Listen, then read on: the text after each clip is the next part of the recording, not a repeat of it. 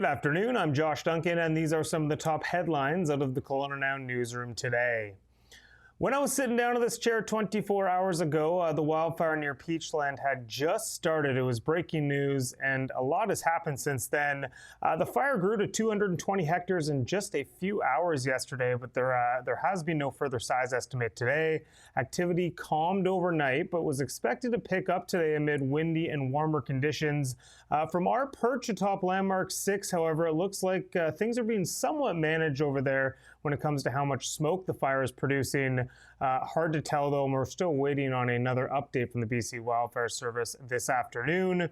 There are still 325 properties under an evacuation order and more than 1,000 on evacuation alert to be ready to leave at any time. Evacuees are being told to head to the Peachland Community Center for support. More resources available online as well. You can continue to monitor KelownaNow.com for updates on the wildfire as they come in today and into the weekend. While this wildfire has not resulted in the closure of Highway 97, the Drought Hill fire in Peachland 2 months ago did, and the highway has seen many big closures in recent years due to natural disasters or vehicle accidents. There have been many calls to upgrade Forest Service Road 201 as an alternate route between the south and central Okanagan. In Ottawa today, Dan Albus, the MP for the Okanagan, repeated those calls during the question period in the House of Commons. He said the closure of the route leaves motorists stranded, which can include cancer patients, essential workers, and others really needing to get through the area.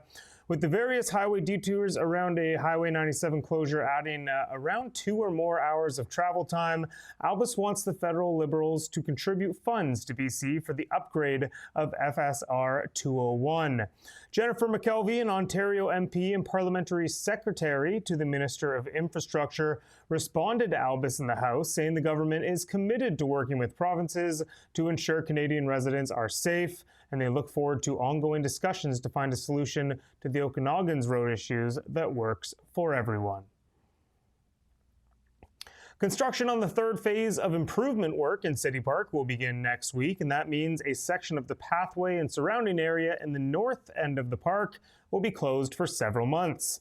The work over the fall, winter, and spring will see crews implement several significant improvements to the park. That includes a separated pathway, new benches, lighting, landscaping, improved lake access, foreshore improvements, and utilities upgrades. If we scroll down a little bit in this story, there is a nice little rendering there.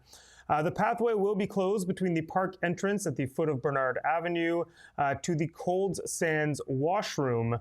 Detours in place for pedestrians along the Cenotaph pathway, and cyclists can detour along Abbott Street. The rest of the park will remain open as usual during construction, and things are expected to fully open next summer. The City of Kelowna won 2 Climate and Energy Action Awards at this week's Union of BC Municipalities Convention, the only city to double up in that regard. The trophies were for Kelowna's climate resilient Kelowna strategy, as well as the carbon neutral design for DeHart Community Park. Mayor Tom Dias said it was an honor to receive the 2 awards and reflects the hard work and innovation of city staff and council's commitment to making the environment and sustainability a priority here in the Okanagan. This is not the first time Kelowna officials have returned home from the UBCM with hardware. The city won a Climate and Energy Action Award for its Fire Smart chipping program in 2023. In sports, junior hockey fully back in the Central Okanagan. The seasons got going last weekend, and both WHL and BCHL teams now in action this weekend. The Rockets are on the road tonight, but it's a makeable game if you want to get in your car and rip down Highway 97 to Penticton. It is the first ever game between the new Okanagan WHL rivals, as the Penticton Vs will host the Kelowna Rockets at the SOEC this evening. Puck drop set for 7:05 p.m. The same 2 teams will face off again tomorrow for their first ever game in Kelowna.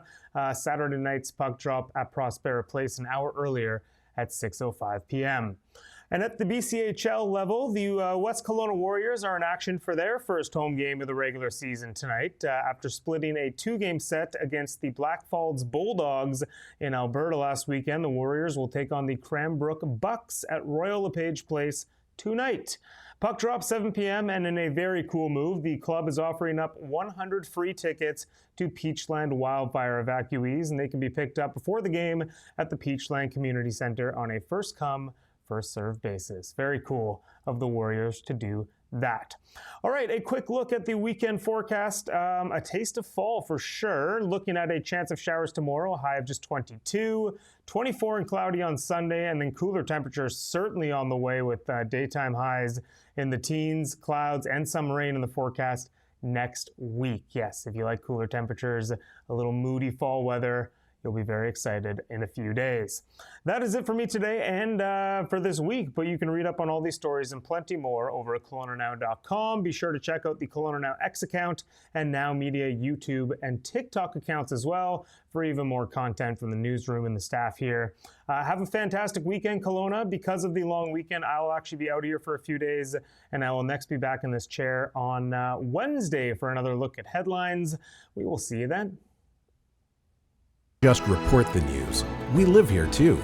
We're your neighbors, bringing you stories that matter to all of us. No government funding, no outside influence. Kelowna Now, local, independent. News you can trust.